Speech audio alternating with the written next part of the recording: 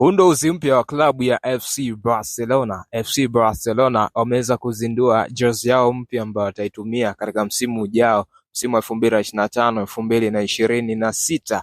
Home kit hii ama jezi yao ya nyumbani ambayo wataitumia katika msimu ujao.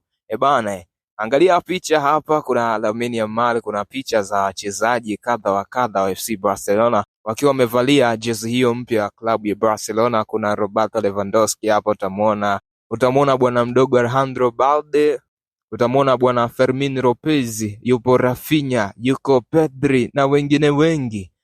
Nadhani umeiona vizuri hii jezi.